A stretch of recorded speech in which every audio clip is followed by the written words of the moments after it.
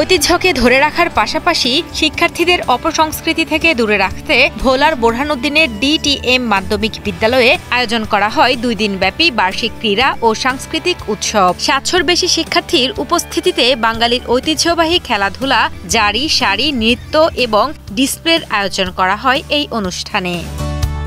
বিয়েতে আমরা দেখতাম কনে বাবা মায়ের বাড়ি ছেড়ে যাবার দুঃখে কাঁদত, কনের বাবা মাও কাঁদতেন, ভাই বোনেরাও কাঁদত।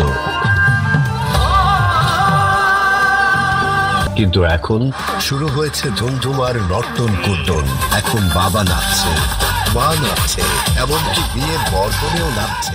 এটা শুধু একটা প্রতিযোগিতা নয়, এই প্রতিযোগিতায় আমরা বিভিন্ন ইভেন্টের মাধ্যমে আমরা চাচ্ছি যে আমাদের যে গ্রামীণ ঐতিহ্য যে খেলাগুলো বহন করে, এই খেলাধুলার সাথে এখনকার প্রজন্ম অনেকেই পরিচিত নয়। কারণ এখন বর্তমান এই যে মোবাইলটা এমনভাবে আমাদের বাচ্চাদেরকে আকৃষ্ট করছে, যার কারণে তারা শিল্প সংস্কৃতি এবং ক্রীড়াঙ্গন থেকে অনেকটা তারা দূরে। আমি এই বিদ্যালয়ের একজন প্রাক্তন ছাত্র এবং আমার বাচ্চা এই বিদ্যালয়ে পড়ে, তো আমি খুব অভিভূত এবং আমি খুব আনন্দিত এই 2 দিনের যে বাচ্চারা খুব ভালো সাংস্কৃতিক চর্চা করছে।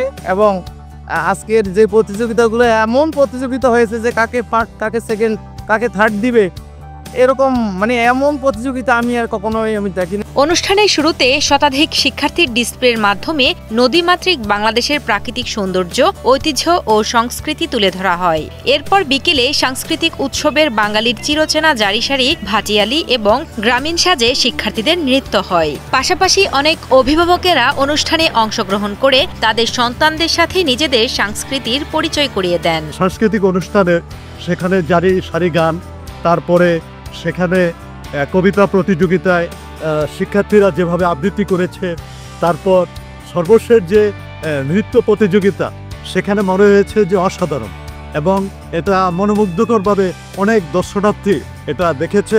বিদ্যালয়টির প্রধান শিক্ষক প্রবল চন্দ্র দে জানান, এই ধরনের আয়োজন শিক্ষার্থীদের মধ্যে সংস্কৃতির প্রতি শ্রদ্ধা এবং ঐতিহ্যবোধ সৃষ্টি করে, যা তাদের চরিত্র গঠনে সহায়ক। এমনকি এই ধরনের ঐতিহ্যবাহী উৎসব ভবিষ্যতেও ধরে রাখার কথা জানান তিনি।